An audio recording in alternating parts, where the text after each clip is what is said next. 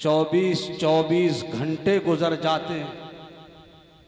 हम में से कितने लोग हैं जिनकी जबानों पर अल्लाह का नाम तक नहीं आता है। हालत यहां तक हो जाती है, लोग बुढ़ापे को पहुंच जाते हैं, चारपाई पे आ जाते हैं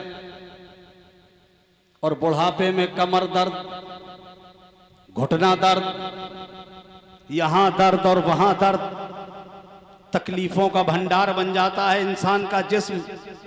उस बुढ़ापे के आलम में चारपाई पे पड़ा पड़ा हमारा कौम का बूढ़ा चीखता है, चिल्लाता है, हाय हाय करता है, अम्मा अब्बा चीखता है, हाय हाय करता है, नेकता है, अजीब तरह की आवाजें निकालता है। और मैंने तो उस उम्र में भी लोगों को अम्मा अम्मा करते देखा है, अब्बा अब्बा करते देखा है, हाय अब्बा हाय अम्मा। हे मेरी कौम के बुजुर्ग, आज तू अम्मा और अब्बा चिल्ला रहा है, अब तेरा बाप तुझे दुख से बचाने नहीं आएगा, अब तेरी माँ तुझे इस तकलीफ से निजात देने नहीं आएगी। अगर कोई तुझे बचाने वाला है, कोई कारसाज है, अब भी तेरी जबान पर उसका नाम नहीं चल रहा है, अब भी तू उसका नाम अपनी जबान से नहीं ले रहा है। अम्मा अब्बा कह रहा है, अरे अम्मा अब्बा कहना छोड़, अब वक्त आ गया है तुझे अम्मा अब्बा नहीं अल्लाह अल्लाह करना चाहिए। अरे भाई जिंदाबाद जिंदाबाद हजरत, सुभान अल्लाह। क्या करें, हमारी आदत ही नहीं बनी, हमने आदत ही नहीं बनाई, हमने इस तरह की जिंदगी ही नहीं गुजारी, हमने अपने आप को इस तरह से तैयार नहीं किया। कब्र में पैर लटक रहे हैं, मुंह में दांत नहीं, पेट में आंत नहीं, फिर भी चौराहे के किनारे पे बैठा रहेगा बुढ़ा। मस्जिद में जाके झांकेगा भी नहीं, मस्जिद के करीब नहीं जाएगा।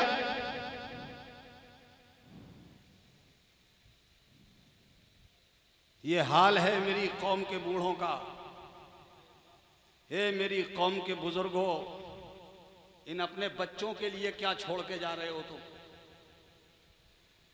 इनके लिए क्या सरमाया छोड़ा है आपने? इनके लिए क्या विरासत छोड़ी है आपने?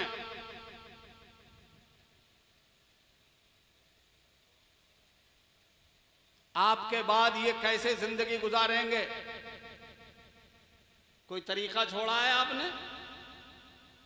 कोई राह बनाई है आपने? कोई रास्ता हमवार किया है आपने? कुछ नहीं, बस खाए पिए सोए और बात खत्म, और टाइम आ गया तो मर गए।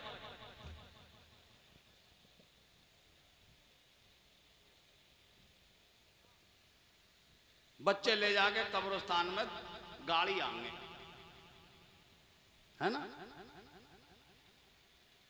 बस ऐसे ही खा पी के जिंदगी काट ली और बात खत्म हो गई। बहुत हो गया तो कुछ बैंक बैलेंस कर लिया, थोड़े पैसे जमा कर लिए, अच्छा सा मकान बना दिया, 2-4 प्लाट खरीद के डाल दिए, थोड़ा कारोबार अच्छा कर दिया, बिजनेस जरा ठीक से बना लिया, बस ये। अपने बच्चों के लिए क्या बनाया था?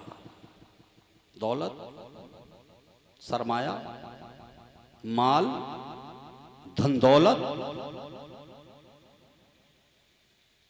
जिस दौलत को तुमने बड़ी मेहनत शाक़ा के बाद रात और दिन में तमीज किए बगैर, हराम और हलाल में फर्क करे बगैर, आप जिस दौलत और सरमाए को जमा करते रहे, आपके बाद अगर आपकी औलाद ना अहल निकल गई तो चंद दिनों में तुम्हारी पूरी जिंदगी की पूंजी को चंद दिनों में तबाह बर्बाद कर देगा। उस बच्चे के लिए क्या तैयारी की थी आपने? उस बच्चे के लिए आपने कौन सा रास्ता बनाया था? उसे कौन सा नस्बुल ऐन दिया था आपने? नहीं दिया ना।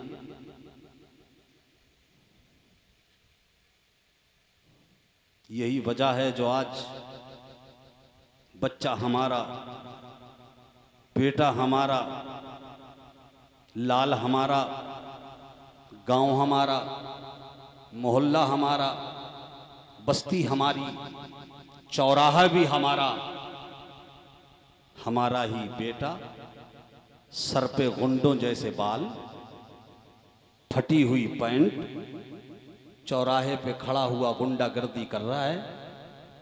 पूरा गांव देख रहा है, पूरी बस्ती देख रही है, सब देखते हुए गुजर जाते हैं। कोई उस बच्चे को टोकने वाला नहीं, उस बच्चे से कोई आधी बात कहने वाला नहीं कि बेटा तुमने तो एक मुसलमान के घर में जन्म लिया है, तुम तो रसूलुल्लाह का कलमा पढ़ने वाले हो, तुम्हें तो ऐसी हरकतें नाजेबा नहीं करनी चाहिए, तुम्हें तो इस तरह से नहीं पेश आना चाहिए, ये तुम्हारा तो काम नहीं है। ये कहने वाला आज कोई नहीं है। मुझे बताओ अगर कोई भी उसे टोकता हो।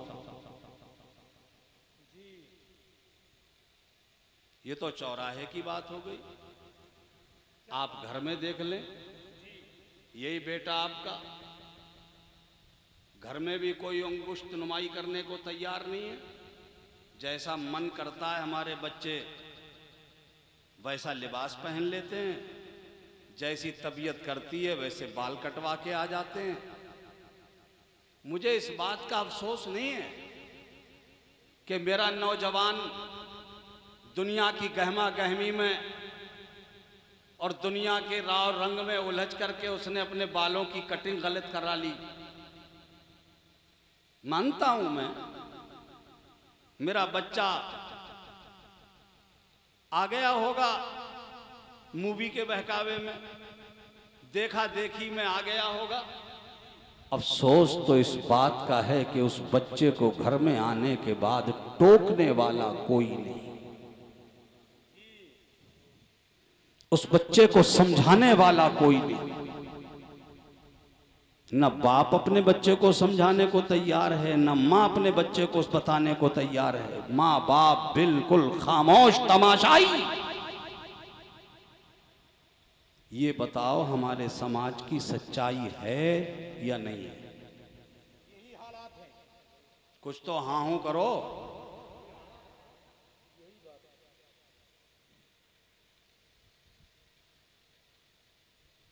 बस यही मैं आपसे पूछना चाहता हूं कि आप अपनी औलाद के लिए छोड़ के क्या जा रहे हैं?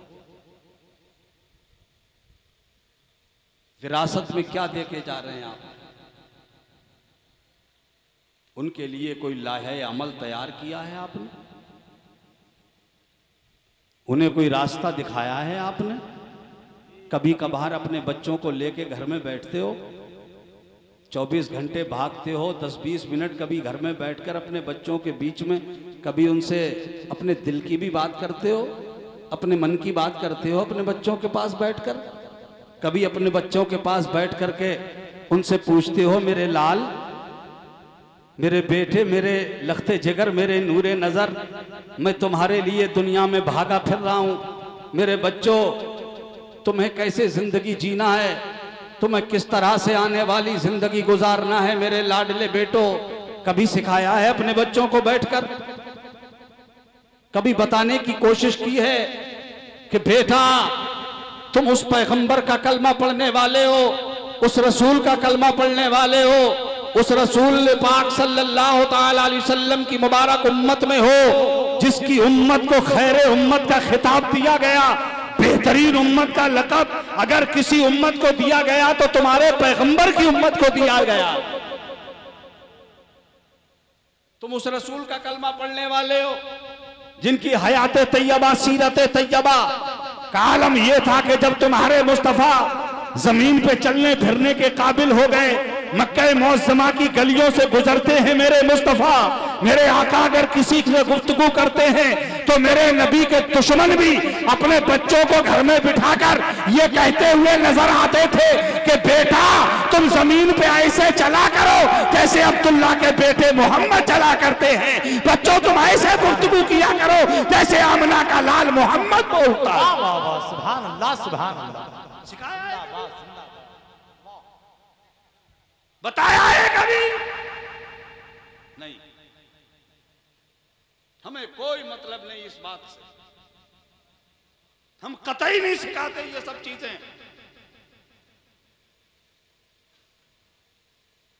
बस बुढ़ापे में पहुंचने के बाद जब बच्चे नाफरमानी पे उतर जाते हैं तो बस रोते हुए मैंने देखा है, मस्जिदों के हुजरों में बैठकर, इमामों के पास बैठकर रोते हुए देखा है। मेरी कौम के बूढ़े मस्जिदों में हुजरों में इमामों के पास बैठ के अपना दुख साझा करते हैं, वहां अपना गम शेयर करते हैं, अपना गम शेयर करते हैं, अपना दुख दिलत दर्द उनके सामने पेश करते हैं इमामों को। किसी और के सामने अपनी कहानी बयान नहीं कर सकता, गांव वालों के सामने नहीं, बस्ती वालों के सामने नहीं। जमाना तो मजाक बनाएगा, दुनिया हंसी उड़ाएगी, इस्तेजा करेंगे लोग, हंसी उड़ाएंगे लोग। इसलिए दुनिया वालों के सामने बूढ़ा नहीं रोता, मस्जिद के इमाम के पास बैठ के रोता है। क्यों? इसलिए कि ये जानता है कि मेरी मस्जिद का इमाम मेरा अमीन है, यो मैं इसके सामने बयान करूंगा, ये मेरी इन बातों की अमानतदारी करेगा, ये किसी और को नहीं बताएगा, इसलिए अपने दिल की बात इमाम को बताता। मगर हम भी जिन इमामों को अमीन समझते हैं, जिन इमामों से हमें बहुत कुछ मिलता है, हम उन्हीं के साथ नाइंसाफी करने पे उतर आते हैं। हद तो ये हो जाती है साहब कि अगर इमाम साहब की थोड़ी सी आमदनी नजर आ जाए तो कितनों के पेट में दर्द शुरू हो जाता है। ए लड़के, ए बाबू, ए इधर आओ, इधर आओ, इधर आओ, इधर आओ, जहां छोटे थे वहीं बैठ जाओ।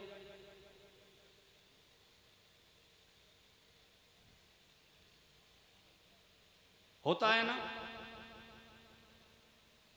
अरे बाज जगह तो साहब कारी आतिफ रजा साहब, ये आतिफ रजा वाहिदी साहब, कारी साहब, ये माशाल्लाह जलसे में आज इतनी मेहनत की, आज इनके पैर ही जानते होंगे। जी हाँ, बहुत दर्द हो रहा होगा आपके पैरों में, क्योंकि जलसा करने वाला ही जानता है उस पर कितनी मेहनत होती है। बाज़ इलाकों में मैंने देखा है कि साहब इमाम लोग जो बेचारे निकाह पढ़ाते हैं ना, निकाह, तो उस निकाह में भी कतर पेंच।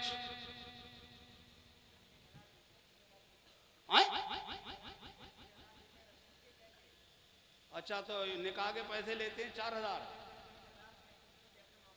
अच्छा, 3000, 3500, 4000, 2500, जो जैसा मौका लग जाए वैसा ले लिया दूल्हा वाले से पकड़ के हैं, और 1000 रुपए दे दिए इमाम साहब को, बाकी धर लिए अपनी जेब में।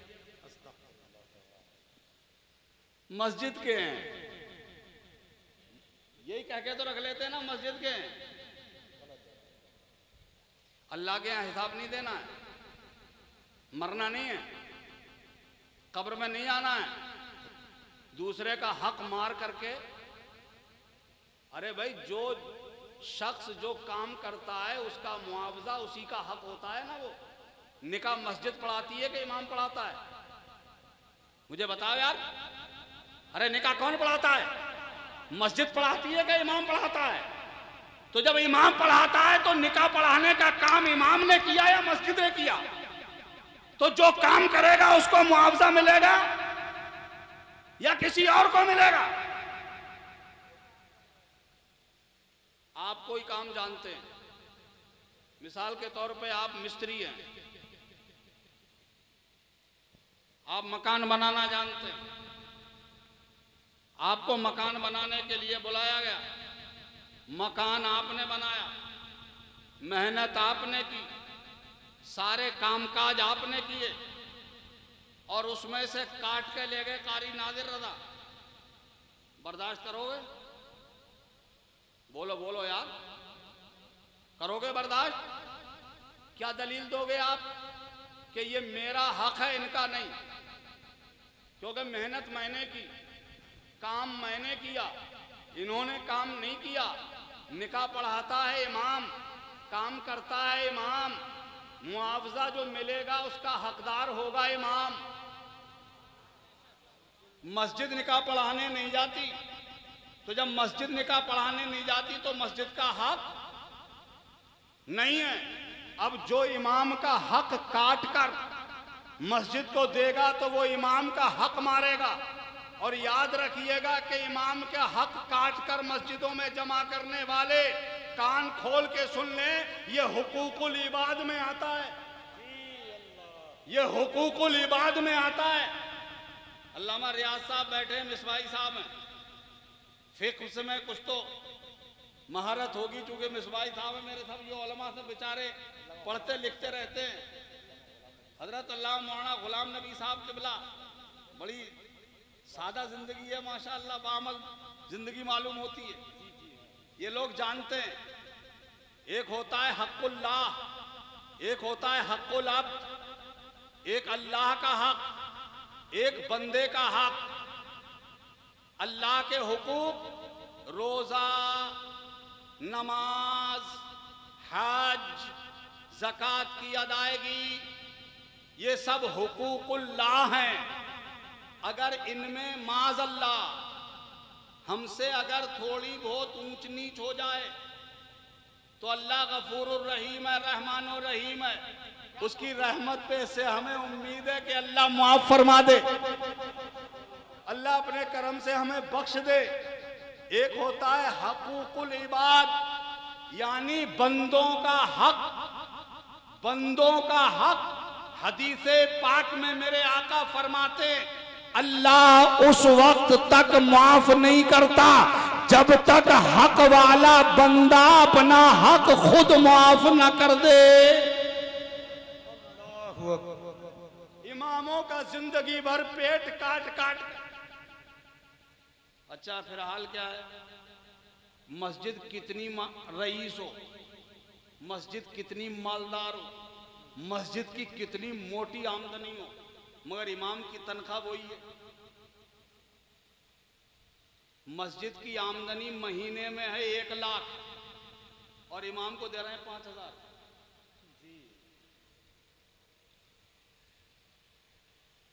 इमाम को दे रहे हैं वही 7,000, इमाम को दे रहे हैं वही 8,000।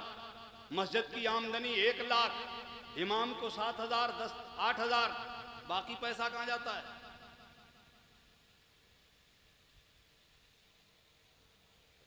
जरा गौर किया है कभी?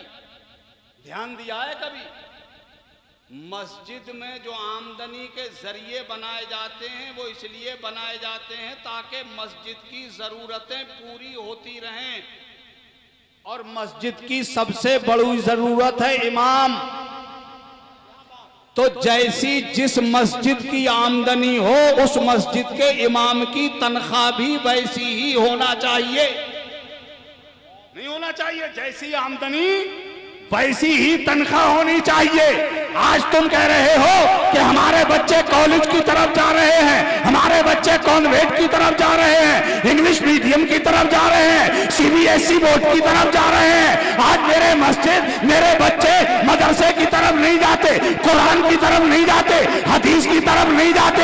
हे मेरे भाई, ये तूने बनाया है माहौल, इसलिए कि तूने अपनी मस्जिद की तनख्वाह रखी 5,000, 7,000, 8,000, 10,000। बच्चे ने समझ लिया 10,000 में मेरी पॉकेट का खर्च पूरा नहीं होता, मेरा जेब खर्च पूरा नहीं होता, मैं कैसे जिंदगी गुजारूंगा? अरे मियां, मस्जिद की आमदनी थी 1 लाख, तो उस मस्जिद के इमाम की तनख्वाह होना चाहिए थी 50,000। क्या बात है, वाह! नारे तकबीर, नारे रिसालत, मसलके आला हजरत फैजाने पिलग्राम शरीफ, आमदे सैयदी सरकार सोहेले मिल। आप अपने मदरसों, और अपनी मस्जिदों की तनख्वाह मस्जिद की आमदनी के मुताबिक कर दे। जो लोग ये कहते हैं कि अमीरों के बच्चे पढ़ने नहीं आते मदरसों में, मालदारों के बच्चे पढ़ने नहीं आते, सरमायादारों के पढ़ने नहीं आते, जो ऊंची क्वालिटी के लोग हमारे यहाँ कहलाते हैं वीआईपी कोटे के, उनके बच्चे नहीं आते मौलाना बनने, उनके बच्चे नहीं आते कारी बनने, उनके बच्चे नहीं आते हाफिज बनने, उनके बच्चे नहीं आते आलिम बनने के लिए। गरीब का बच्चा आएगा आलिम बनने, फकीर का बच्चा आएगा आलिम बनने, गरीब के तबके के लोग आएंगे आलिम फाजिल बनने के लिए। अमीर का बच्चा कॉलेज में जाएगा, वो इंजीनियर बनेगा, वो डॉक्टर बनेगा, वो एमबीबीएस की डिग्री लेके आएगा, वो आईएएस की लाइनों में आगे बढ़ेगा, वो पीसीएस बन के आएगा, वो आईपीएस की डिग्री हासिल करके वो आकर के अधिकारी बन के आएगा। और तुम्हारा बच्चा कुरान का हाफिज गरीब का बच्चा बनेगा, कुरान का जानने वाला गरीब का बच्चा बनेगा। ये अमीर का बच्चा डॉक्टर, ये डॉक्टर जो बन के आया है, ये कारी कुरान कब बनेगा, ये आलिम दीन कब बनेगा? जब हम अपना सिस्टम सही कर लेंगे। बहुत अच्छा। जिस दिन हमारा सिस्टम सही हो जाएगा, उस दिन तुम्हें ये कहने की जरूरत नहीं पड़ेगी कि अमीरों के बच्चे कुरान के हाफिज नहीं होते, आलिम दीन नहीं बनते, मुफ्ती नहीं बनते, गरीब का बच्चा बनता है। ये मेरे समाज की वो कड़वी हकीकत है जिस पे जितना रोया जाए वो कम है। ये सिस्टम को सही कीजिए। ये मस्जिदों को तिजारत मत बनाओ। ये मस्जिद अल्लाह के घर हैं। अल्लाह तौफीक दे तो मस्जिद के मिंबर बन के उसकी खिदमत करो, उसके मुतवल्ली बन के खिदमत करो, मुंतजिब बन के खिदमत करो, जेब भरने की कोशिश मत करो। इमामों के पेट काट कर रजिस्टर में झूठे खर्च लिखकर रजिस्टर की खाना पूरी मत करो। तुम यहीं तो रजिस्टर भर सकते हो, मगर एक और रजिस्टर दूसरे लोग भर रहे हैं, उसका क्या करोगे? एक और रजिस्टर भरा जा रहा है, यही तो भर लिया है तुमने अपने हिसाब से। क्या कोई मुतवल्ली हो भैया तो माफ कर दियो। यहाँ तो सही होगा। हाँ, मैं किसी मुतवल्ली के खिलाफ नहीं हूं ना, मैं जानता हूं किसी को आप में से हो तो मैं माजरत कर लेता हूं, और बुरा लगे तो लगता रहे क्या कर लोगे मेरा। हाँ? बात कहना चाहिए सही। यही तो भर लोगे रजिस्टर। महीने में बल्ब आए 3, लिखे पड़ा है 15, टंकी लगी 1 और लिखी थी वहां पर 10, और 10 फेरे की मजदूरी भी लगा दी। अब साल 2 साल में नंबर आया चेक करने का, तो किसे याद रहता है उस महीने में कितनी टंकी लगी थी?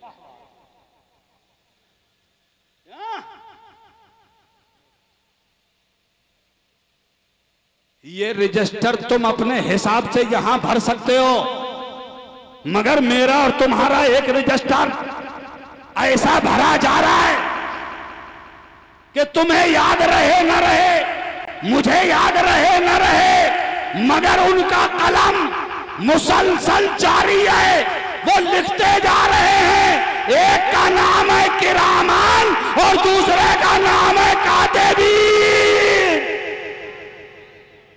ये 2 फरिश्ते मेरे तुम्हारे दोनों कांधों पे बैठे हैं, ये रजिस्टर भर रहा है।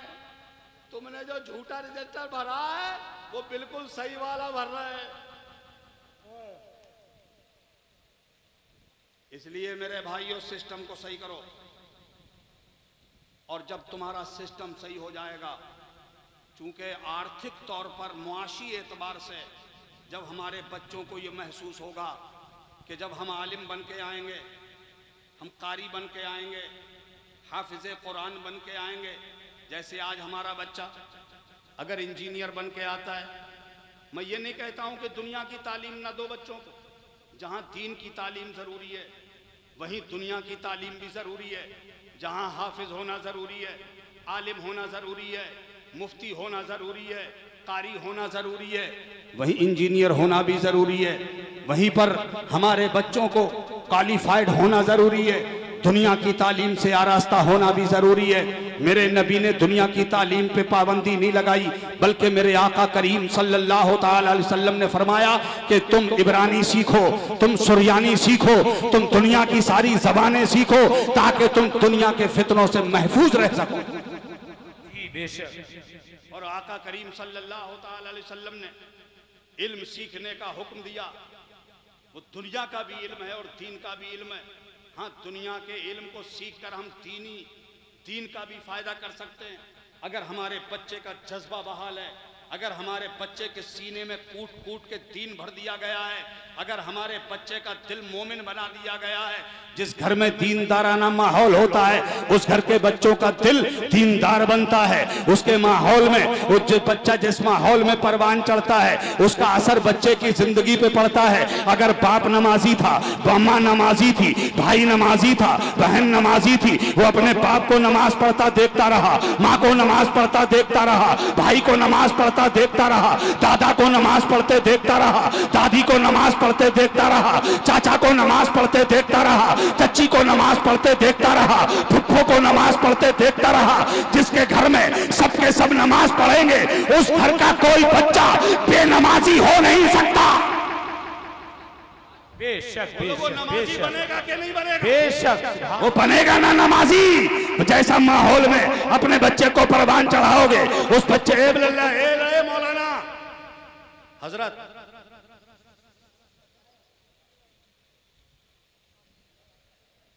तवज्जो है जी, मस्त। मोहब्बत से कहिए जरा सुभान अल्लाह।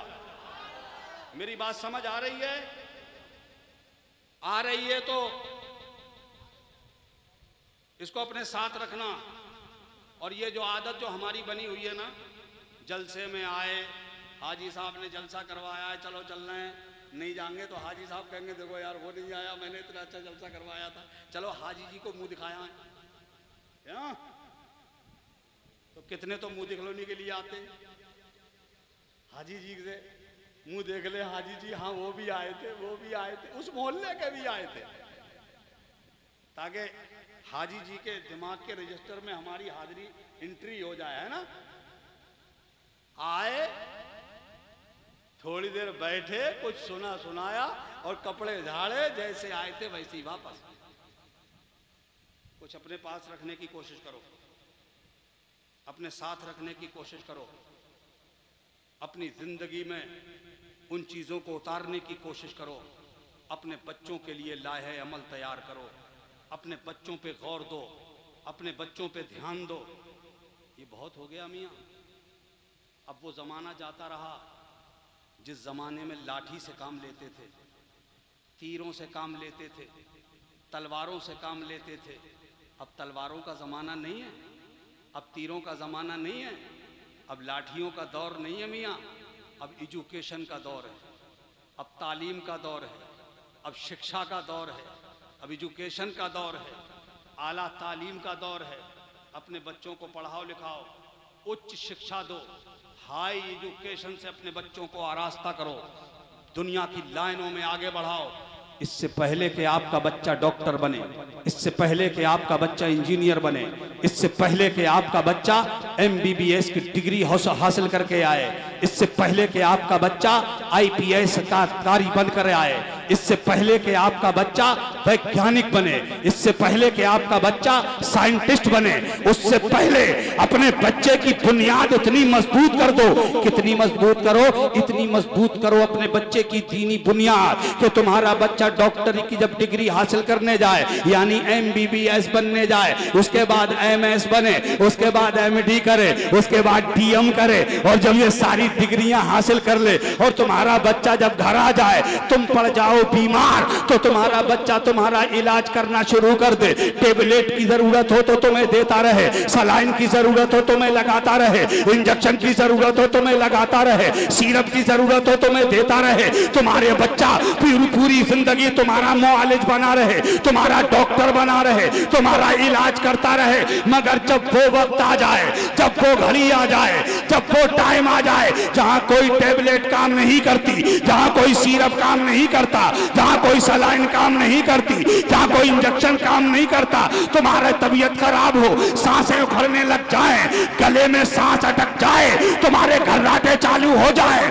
उस वक्त तुम्हारा बेटा जो डॉक्टर है पूरी जिंदगी तुम्हारा इलाज करता रहा, आज अपने बाप की पाली पे आ गया, अपने बाप की पुतलियां फिरती हुई देखी, तब के बेटे ने बाप की नब्ज थामी, दौड़ के आगे बढ़ा, सिरप निकाला, इंजेक्शन निकाला, सलाइन लगाने चाहता था, बाप ने बेटे का हाथ थाम लिया और बाप कहे मेरे लाल पूरी जिंदगी तू मेरा इलाज करता रहा, अब मुझे तेरे सलाइन की नहीं, तेरे इंजेक्शन की नहीं, तेरी टेबलेट की नहीं, ए मेरे बेटे अब मुझे तेरी दवाई की जरूरत नहीं, इस वक्त मुझे कुरान पाक की सूरह यासीन की जरूरत है।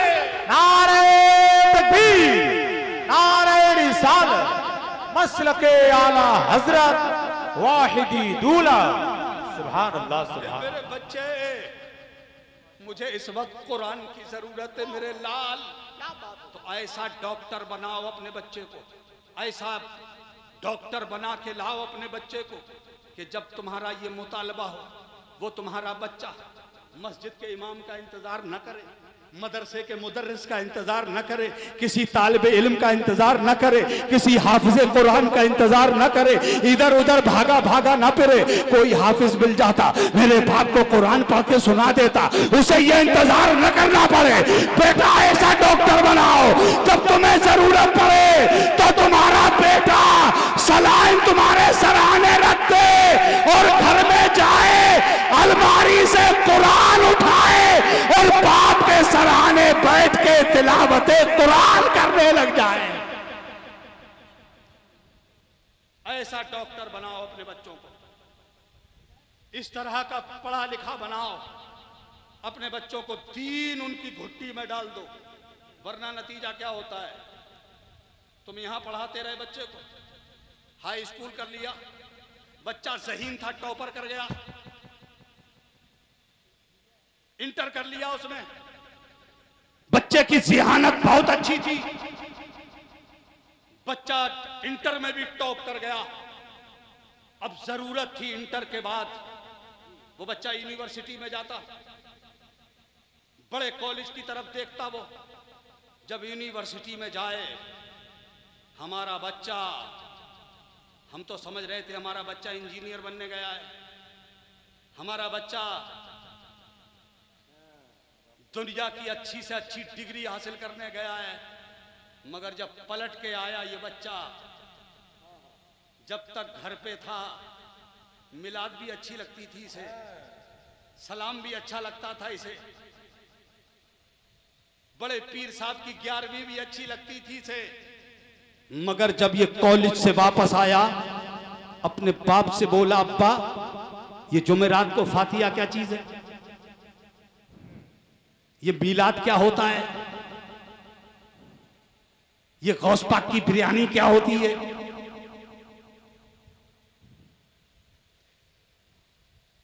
इसलिए अपने बच्चे की अकीदे की दीवार भी मजबूत कर दो, उसकी घुट्टी में मसलके आला हजरत पिला दो, उसे इतना मजबूत सुन्नी सहीउल अकीदा मुसलमान बना दो कि जब वो कॉलेज और यूनिवर्सिटी के गेट पर पहुंचे तो जमाते इस्लामी या देवबंदियत के लोग जो पहले से वहां होते हैं हमारे सादा बच्चों का इंतजार करते हैं, जब ये उन्हें अपनी लाइन में नमाज के वास्ते से, रोज़े के वास्ते से, कुरान के वास्ते से इनका ईमान खराब करने की कोशिश करे तो मेरा बच्चा वहां खड़े होके कहे ए देवबंदियों सुनो, जमात इस्लामी वालों सुनो, मेरा अकीदा मेरे आला हजरत ने मुझे बचा के दिया है और उन्होंने कहा है अकीदा रखो तुम्हें जाना। वाह क्या बात है, सुभान अल्लाह सुभान। उन्हें जाना, उन्हें माना, वाह वाह वाह। न रखा गैर से काम, लिल्लाहिल हम्द, मैं दुनिया से मुसलमान गया। सुभान अल्लाह सुभान अल्लाह सुभान अल्लाह। बहुत अच्छा। ये मेरा बच्चा अपना अकीदा महफूज रख सके, उसके लिए जरूरत है आपका बच्चा हमारे इन उलमा की सोबत इख्तियार करे, हमारे इन बुजुर्गों की बारगाह में आए, जिन उलमा की तनख्वाहें काट काट कर, जिनके निकाह का हक मार मार कर आपने मस्जिदों में दिया था, तो उन इमामों के पास तो बच्चों को भेजते हुए तो शर्म आएगी, है ना। देखो अल्लाह से डरो, दुनिया चंद रोजा है मेरे भाई, कोई भरोसा नहीं है जिंदगी का। अब तो वो वक्त आ गया है, चलते चलते मर जा रहा है आदमी, बैठे बैठे मर जा रहा है।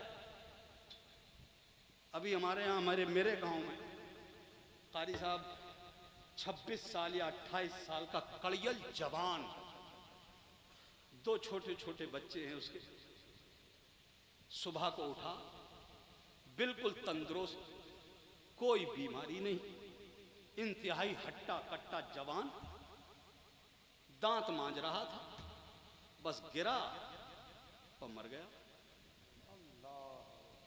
मेरे बच्चों, तुमने वो वीडियो देखी होगी, बहुत वायरल हुई थी वो, कि एक दूल्हा है, उस दूल्हा का बहनोई उस दूल्हा को उबटल लगा रहा था, दूल्हा बनाने की तैयारी कर रहा था, तैयारी करते करते ही मर गया। मियां कुछ भरोसा नहीं है।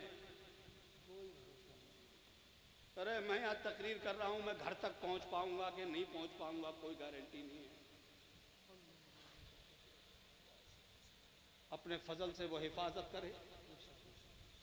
इसलिए मेरे भाई, मौत का कोई पता नहीं है कब आकर के हमें दबोच लेगी। जितने हक मारे हैं इमामों के, अपने घर, अपने गांव में हर बस्ती के लोग अपने मोहल्ले की मस्जिद में मीटिंग करो और ये तय करो कि अब के बाद किसी निकाह में से इमाम का कोई हक नहीं मारा जाएगा।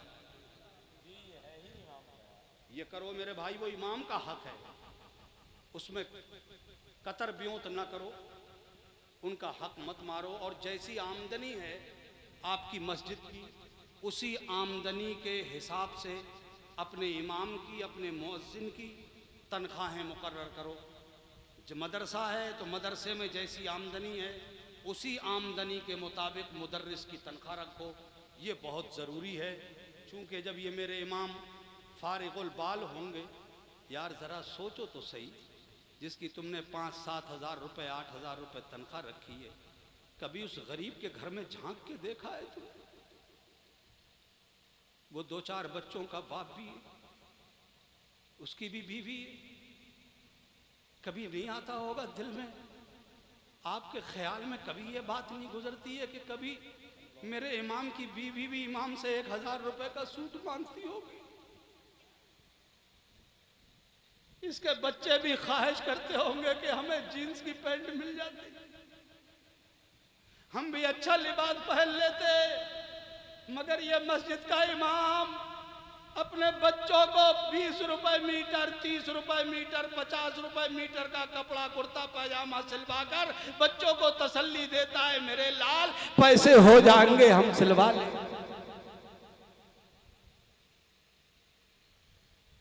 कभी नहीं आता दिल में ये सब?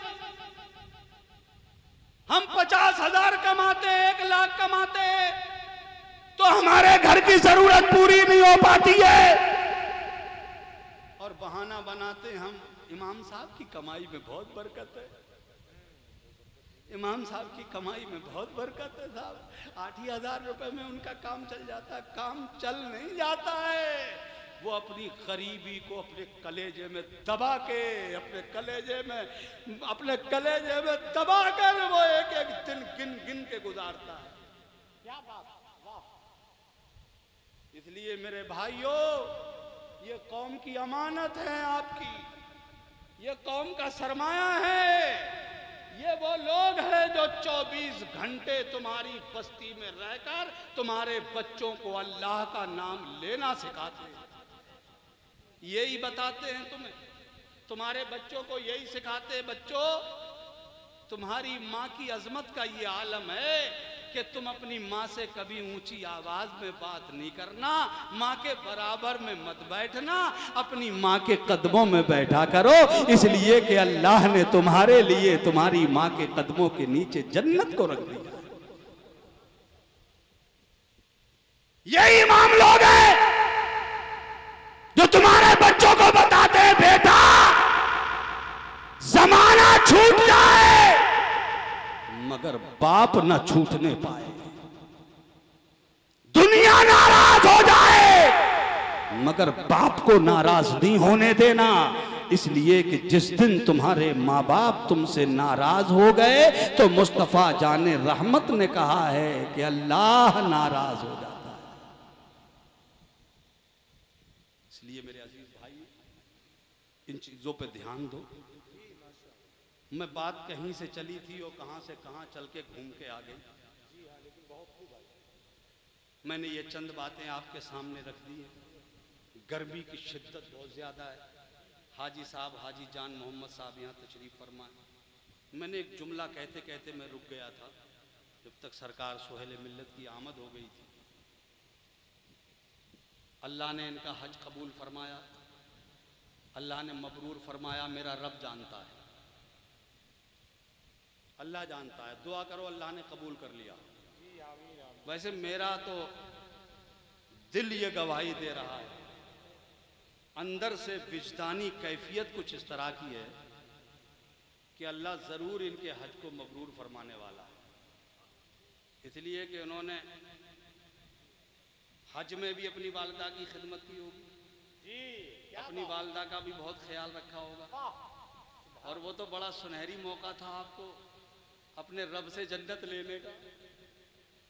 सुभान अल्लाह बोलो यार, बहुत खुश नसीब है वो बेटा जो दुनिया में अपने माँ बाप पाए और अपने मौला को राजी कर ले।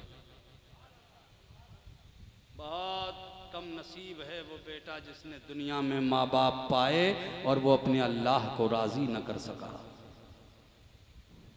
हाजी साहब को बहुत अच्छा मौका मिला, इन्होंने अपनी वालिदा की वहाँ खिदमत की।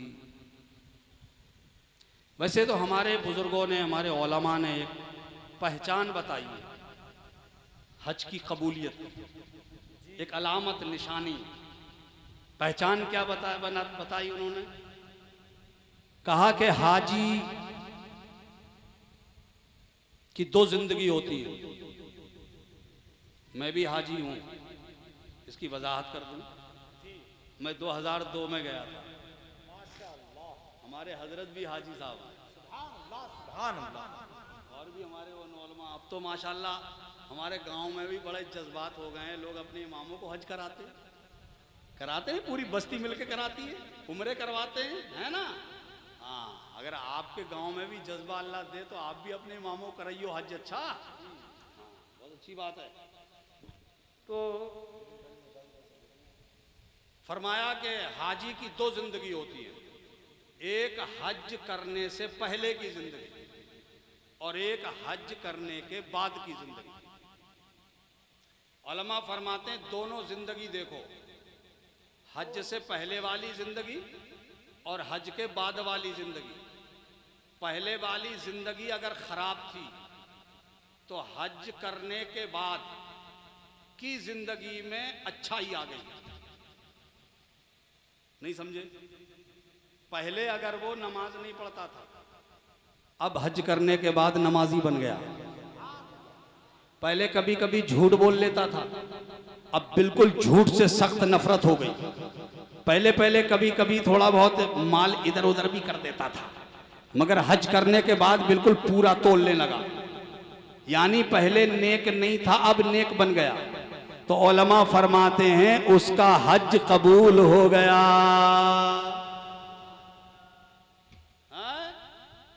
और फरमाते हैं और वो आदमी जिसकी हज जाने से पहले थोड़ा बहुत अच्छा था, हज करके आया तो और ज्यादा बिगड़ गया।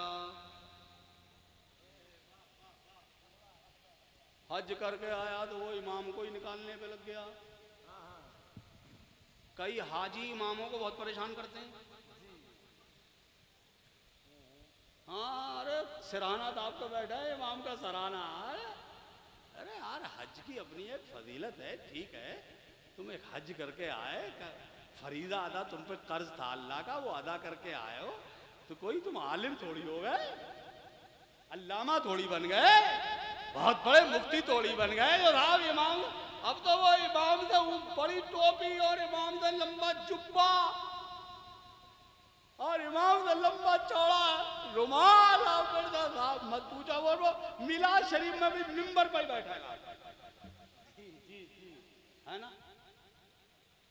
नहीं, गांव बस्ती वाले हाजी साहब समझ के बिठा दें ऊपर तो ये कोई बुरी बात नहीं है, बिठा दें, अच्छी बात है। मगर कुछ लोगों में ये इस तरह की बातें पैदा हो जाती हैं। अरे अल्लाह का नाम लेके आए हो, अल्लाह के घर का की ज़ियारत करके आए हो, तवाफ़ करके आए हो, मकाम इब्राहिम पे नमाज़ें पढ़ के आए हो, मिना में क़याम किया है, वहाँ शैतानों को कंकरी मारी थी, वकूफ़े अरफा किया था, मुज़दलिफ़ा में ठहरे थे, कंकरी चुन के लाए थे, शैतानों को मारी थी, फिर तुम तवाफ़ ज़ियारत के लिए खाने काबा में गए थे, सफ़ा और मरवा के दरमियान सही करी थी, तुमने कुर्बानी की, सर मुंडवाया था, ये सब अल्लाह के लिए किया था। किसके लिए किया था? अल्लाह के लिए किया था, दुनिया को दिखाने के लिए नहीं किया था, अल्लाह के लिए किया था। और अल्लाह के लिए किया तो अल्लाह कबूल फरमाने वाला है, उसका बेहतर बदला देने वाला है। तो माशाअल्लाह हाजी साहब ने हमारे हज से वापसी पर अजमते ज़ियारत हरमैन शरीफैन के नाम से हज़रत कारी आतिफ रज़ा वाहिदी साहब की क़यादत में शानदार जलसा किया। हमारे उलमा, हुफ़्फ़ाज़ व क़ुर्रा सबको जमा किया। और सबसे बड़ी बात, मखदूमुल कौम, पीरे तरीक़त, हम सुन्नियों का सरमाया और दौलत। क्या बात हजरत, माशाअल्लाह माशाअल्लाह। हम अहले खुश अकीदा सुन्नी मुसलमानों का माल, जी माशाअल्लाह, हमारे सबके सरों के ताज, वाह सुभान, शहजादे इमाम हुसैन, सुभान, फरजंदे इमाम सरकार गौसे आजम, वाह वाह माशाअल्लाह, सुभान अल्लाह, दिल बंदे सरकार गरीब नवाज। क्या बात है हजरत, क्या बात है हजरत, चश्मो चरागे खानदाने वाहिदियत। जी माशाअल्लाह माशाअल्लाह। ये हुजूर वो हैं, एक बात बता देता हूँ, समझ लेना, इससे अंदाजा लगा जी लेना। जी जी, बहुत अच्छा। हजरत के जद्दे करीम, हजरत के दादा जान। और ये आपने देखा पीछे पंखे की पूरी हवा ले रहे हैं जनाब उस्तादुल कुर्रा हजरत हाफिज़ो कारी अबुल हसन साहब वाहिदी, बिलग्राम शरीफ के मदरसा जो हज़रत का दारुल तैयबिया वाहिदिया मदरसा है, उसके मुमताज़ कारी हज़रत कारी अबुल हसन साहब क़िबला जो तशरीफ़ फरमाए, हज़रत तो देखते ही हैं, हज़रत के जद्दे करीम, हज़रत के दादा जान, हज़रत सैयदना शेख मीर मोहम्मद तैयब, सब बोलो सुभान अल्लाह और ऊंची आवाज़ में। मेरे ये उलमाए किराम बैठे हैं, इनका शायद कुछ ज़ौक़ बेदार और ये सब जानते हैं, ये तो सब बहुत पढ़े लिखे लोग हैं, इनको हम लोग तकरीर थोड़ी सुनाते हैं, तकरीर तो आप लोगों को सुनाई जाती है, ये तो सब पढ़े पढ़ा हैं, है नहीं। हज़रत के जद्दे करीम हज़रत मीर मोहम्मद तैयब, सुभान अल्लाह बोलो तो आगे बताता हूँ। वो इतने अजीम थे, इस बात ये जुमला नोट करो, वो इतने अजीम थे कि जब वो ज़मीन पे चलते थे तो उस ज़माने के बुज़ुर्ग और उलमा अपनी अपनी किताबों में लिख गए कि जिसे ज़मीन पे चलता फिरता फरिश्ता देखना हो, जिसे ज़मीन पे चलता फिरता फरिश्ता देखना हो, वो सरकार मीर सैयद मोहम्मद तैयब को देख ले। अल्लाह, वाह वाह वाह, सुभान अल्लाह, सुभान। इंडिया हिंदुस्तान के सबसे पहले और सबसे बड़े मुहद्दिस जी, क्या बात, हजरत सैयदना शेख अब्दुल हक मुहद्दिसे देहलवी, हजरत शेख अब्दुल हक मुहद्दिसे देहलवी, ये हिंदुस्तान के सबसे पहले और सबसे अजीम मुहद्दिस हैं। हजरत सैयदना शेख अब्दुल हक मुहद्दिस देहलवी एक दिन अपने शागिर्दों को किताब पढ़ा रहे थे। किताब पढ़ाते पढ़ाते एक जगह मुगलक इबारत आ गई, थोड़ी पेचीदा इबारत आ गई। बच्चों को समझाने में लगे थे, बच्चे समझ नहीं पा रहे थे, तो हजरत सैयदना शेख अब्दुल हक मुहद्दिस देहलवी ने कहा, काश इस वक्त हजरत मीर तैयब होते। अल्लाह अकबर, वाह। इस वक्त हजरत मीर तैयब होते तो इस इबारत को चुटकियों में हल कर देते। बस इतना हजरत शेख अब्दुल हक मुहद्दिस देहलवी ने अपनी जबान से कहकर, और जैसे ही दरवाजे की तरफ नजर उठाई तो देखा गेट पे मीर तैयब खड़े हैं। नारे तकबीर, नारे रिसालत, मसलके आला हजरत फैजान वाहिदी, खानकाहे वाहिदिया तैयबिया बिलग्राम शरीफ, आमदे सैयदी सरकार सोहले मिल्लत। सुभान। अमनपुर वालों बहुत खुश नसीब हो, ये खानदान रोशन जमीरों का खानदान है। देखा दरवाजे पे चौखट पे सरकार मीर तैयब खड़े हैं और वहीं से मुस्कुरा के कह रहे हैं, शेख साहब अगर इस इबारत को इस तरह से पढ़ा जाए तो कोई इश्काल वारिद ही नहीं होगा। सुभान अल्लाह बोलो। ये रोशन जमीरों का खानदान। एक और सुन लो, दिल लग रहा है, तबीयत लग रही है तो जरा सब कह दो सुभान अल्लाह। और ये बिल्कुल लास्ट बात सुन लो, मैं जिन हुजूर की बात कर रहा हूं, ये सरकार मीर तैयब के शहजादे हैं। आज मौका आया मनपुर वालों, आज मौका आए, मौका हाथ से। अक्लमंद आदमी वो होता है जो वक्त से फायदा उठाता है। अक्लमंद आदमी वक्त से फायदा उठाता है। आज फायदा उठाने का वक्त है।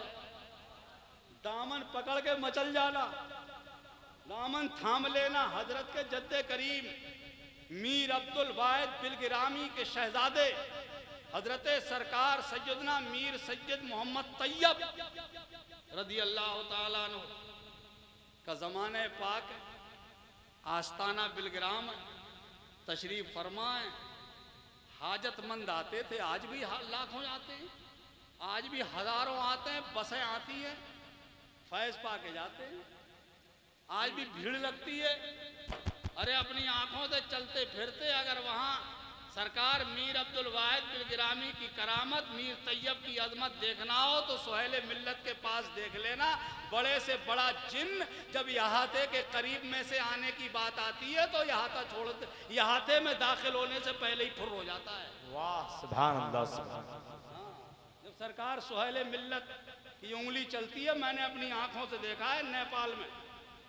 नेपाल में मैं तकरीर कर रहा था, हजरत तशरीफ फरमाते, एक तरफ खवातीन बैठी थी, एक बच्ची नौजवान बड़ी खूबसूरत बच्ची अचानक वो चीखने लगी। जैसे ही सरकार सोहेल मिल्लत तशरीफ लाए तो चीखने लगी, ए हुजूर सोहेल मियाँ, हुजूर सोहेल मियाँ, मुझे बचाओ, मुझे बचाओ। चीखने लगी, चिल्लाने लगी। मेरी पूरी तकरीर ऐसी तैसी हो गई, मेरी तकरीर ही नहीं हो पाई। वो अपनी अलग तकरीर कर रही तो मेरी कौन सुनता वहां। और जब जलसा हजरत की दुआ पर खत्म हुआ, मगर वो मान नहीं रहा था, उसी तरह से चीखता रहा, चिल्लाता रहा। हजरत वहां से उठे, उठने के बाद आगे बढ़े। आपने कुछ पढ़ा और पढ़कर ऐसी अपनी मुट्ठी में दम किया और ऐसे जो मारा, मैं खुद चश्मदीद गवाह हूं, चारों खाने चित। क्या बात, सुभान अल्लाह बोलो। मीर अब्दुल वाहिद बिलग्रामी का शहजादा अपनी फूंक से बड़े बड़े अच्छों को चित्त कर देता है। वाह सुभान अल्लाह। आज वो शहजादे तशरीफ लाए, हजरत मीर सैयद मोहम्मद तैयब का जमाने पा के बैठे, हाजतमंद आए हुए बैठे हैं, लोग आते थे, फैज पाते चले जाते।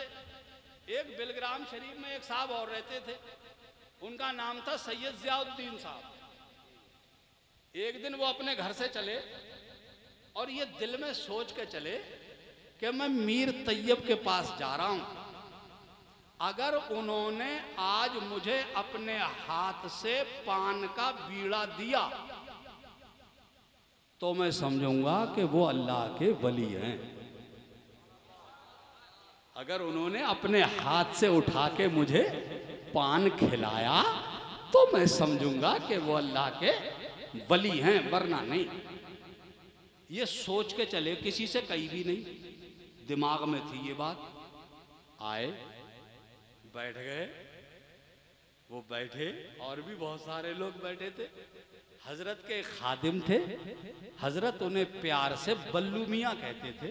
खादिम से, खादिम को फरमाया, बल्लू मियाँ जरा पान तो ले आओ। सब बोलो यार सुभान अल्लाह। फरमाया, बल्लू मियाँ जरा पान तो ले आओ। बल्लू मियाँ गए और पान की तश्तरी ले आए। फरमाया, सबको पान पेश करो। सबको पान दिया। जब उनका नंबर आया, जो सोच के चले थे हजरत अपने हाथ से देंगे, फरमाया इन्हें मत देना। सबको पान दिया, उनको ही नहीं दिया। सबने फैज पाया, उठ के चले गए। वो अकेले रह गए, वही सैयद जियाउद्दीन साहब। जब अकेले रह गए तो हजरत ने फरमाया, बल्लू मियाँ तश्तरी इधर लाओ, पान मेरे पास लाओ। पान आपके पास लाए गए।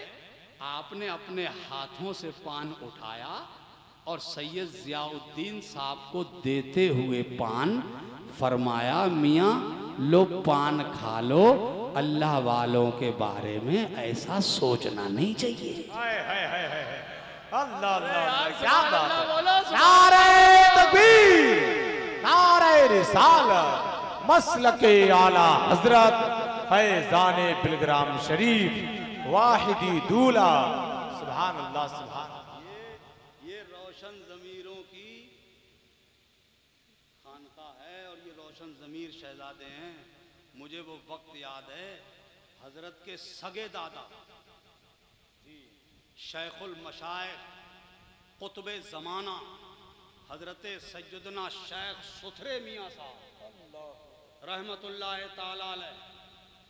मेरा तालिब इल्मी का ज़माना था, मैं पढ़ा करता था। उस ज़माने में पीलीभीत में एक मुफ्ती आजम हिंद रहमतुल्लाह ताला अलैह के खलीफा हुआ करते थे, कारी अमानत रसूल साहब। उन्होंने एक बहुत बड़ी कॉन्फ्रेंस करी थी। उस कॉन्फ्रेंस में हिंदुस्तान की मशहूर खानकाहों के सारे सज्जादा नशीन बुलाए गए। ताजो शरिया, तहसीन मिल्लत, जितने भी बड़े बड़े उलमा और मशाइख थे, सबको दावत दी गई। सरकार सुथरे मियाँ हुजूर जो गोशा नशीनी की जिंदगी गुजार रहे थे, तकरीब बच्चों बस तकरीर हो गई, अब तकरीर नहीं होना है, बस जलसा ख़त्म। हजरत दुआ फरमाएंगे और उसके बाद हम लोग आमीन कर। हजरत की दुआएं तो अल्लाह ताला, हम लोग आमीन कहेंगे, हजरत दुआ फरमाएंगे, अल्लाह कबूल फरमाएगा। इंशाअल्लाह हम में अगर कोई परेशान हाल होगा, अल्लाह उसकी परेशानी दूर फरमाएगा, अल्लाह सबकी मुश्किलें आसान फरमाएगा। अल्लाह वालों की दुआओं पे आमीन किया करो। देखो, जब बुज़ुर्गों का दुआओं करने का वक्त आया करे तो उस वक्त मजलिस छोड़ के मत जाया करो। वो इनाम मिलने का वक्त होता है, वो मकबूलियत का टाइम होता है। तो मुझे वो वक्त याद है कि हुजूर सुथरे मियाँ साहब गोशा नशी थे तो कारी अमान रसूल साहब बिलग्राम शरीफ गए, बहुत खुशामद की हज़रत की, कहा कि हुजूर बस एक बार पीलीभीत तशरीफ़ ले आएँ। तो हज़रत ने कहा ठीक है, अब की बार कारी साहब आना तो बताएंगे। तो दोबारा जब कारी साहब गए तो कहा हाँ इजाज़त मिल गई है, सिर्फ पीलीभीत ही जाने की इजाज़त है। और फिर हज़रत तशरीफ़ लाए, मैंने देखा वो मंज़र ता हद्द नज़र, जहाँ तक नज़र जाती थी वहाँ तक मजमा ही मजमा था। मैं भी बहुत पीछे था और बहुत बड़ा स्टेज बनाया गया था, सारे मशाइख नीचे बैठाए गए थे। हुजूर सुथरे मियाँ साहब अपने ज़माने के बहुत बड़े कुतुब थे, इसलिए हज़रत के लिए कुर्सी लाई गई जो बहुत ऊंचे मकाम पे रखी गई। और हज़रत का वजूद ऐसा था जैसे रोई का गाला, और रोई का बना हुआ हज़रत जो पोशाक पहनते थे, जो गुदड़ी, वो लिबादा हज़रत पहने हुए थे। हज़रत वो खिरका शरीफ जो ऊन वो रुई का बना हुआ खिरका था, वो खिरका हुजूर पहने हुए थे। हज़रत को ऐसे गोद में उठा करके उस कुर्सी पे रखा गया था ताकि सारे लोग हज़रत की ज़ियारत कर लें। उसी वक्त की बात है, हज़रत कारी अमानत रसूल साहब ने सारे मशाइख, सारे उलमा की क़याम गाहें किसी होटल में, किसी मदरसे में, कहाँ कहाँ की, मगर हुजूर सुथरे मियाँ साहब को अपने घर की बैठक में क़याम करवाया, हज़रत को अपने घर की बैठक में। और जब हुजूर तशरीफ़ फरमाते तो कारी अमानत रसूल साहब की अहलिया मोहतरमा पर्दे के पीछे आके खड़ी हो गई और उसी पर्दे के पीछे खड़े होकर के कहा, सरकार बेटियां ही बेटियां हैं, दुआ फरमा दे अल्लाह औलादे नरीना अता फरमा दे, कोई बेटा दे दे। हजूर सुथरे मियाँ हज़रत के सगे दादा, ये रोशन ज़मीरों की बारगाह है मियाँ। हज़रत ने आंखें बंद की और आंखें बंद करके फरमाया, मोहतरमा परेशान ना हो, अभी एक लड़की और होगी, उसके बाद अल्लाह तुम्हें लड़का अता फरमाए। सुभान अल्लाह, सुभान। हज़रत के सगे दादा जान हुजूर सुथरे मियाँ साहब, और हज़रत सुथरे मियाँ साहब ने अपने बेटों, अपने पोतों में, सब तमाम घर वालों में सबसे ज़्यादा अगर किसी पे भरोसा किया तो वह हुजूर सोहेल मिल्लत की ज़ात है। सुभान अल्लाह। हज़रत सुथरे मियाँ साहब ने जितनी अपने आबा व अजदाद की जितनी अमानतें उनके पास थी, हुजूर सोहेल मिल्लत को अपने करीब बुलाया और फरमाया, मेरे बेटे जो कुछ मेरे पास है, बुजुर्गों की जितनी अमानतें, जितनी खिलाफतें, जितनी अजीमतें मेरे पास हैं, मैं आज उस सबको तेरे हवाले कर रहा हूं। सुभान अल्लाह, सुभान अल्लाह। हुजूर सुथरे मियाँ साहब की अमानतों के अमीन हुजूर सोहेल मिल्लत की ज़ाते गिरामी। इसलिए अमनपुर वालों, ये तुम्हारे लिए सुनहरी मौका, बहुत अच्छा वक्त है कि अपने आप को हजरत के दामने करम से वाबस्ता कर लो। सुभान अल्लाह, सुभान। अब तक आप किसी सही पीर से मुरीद नहीं हो पाए हो तो ये मौका हाथ से जाने का नहीं है, हाथ से जाने देने का नहीं है ये मौका। और जो पहले से किसी सहीउल अकीदा बाशरा पीर से अगर कोई मुरीद है तो वो चाहता है कि मैं हजरत से भी फैज़ पाऊँ, तो उसके लिए उलमा ने एक तरीक़ा निकाला है, वो उन्हीं पीर साहब का मुरीद रहेगा, मगर हजरत से तालिब होने की दुआ की, तालिब होने की नीयत से हजरत से जुड़ जाए। और कुछ ना सही मियाँ, सब इकट्ठे होकर बैठ जाओ, रसूलुल्लाह की औलाद के हाथ पे तौबा कर लो। ये बेहतरीन मौका है, सारे लोग इकट्ठे होकर बैठ जाओ। ये नौजवानों, आप लोग सब जल्दी से आगे बढ़ जाओ, और जो मुरीद नहीं है वो मुरीद होने की नीयत से, और जो पहले से मुरीद है वो तालिब होने की नीयत से, माशाअल्लाह, है नहीं, सारे लोग जमा हो जाओ। सुभान अल्लाह, सारे लोग हजरत के दामन करम से बाब ये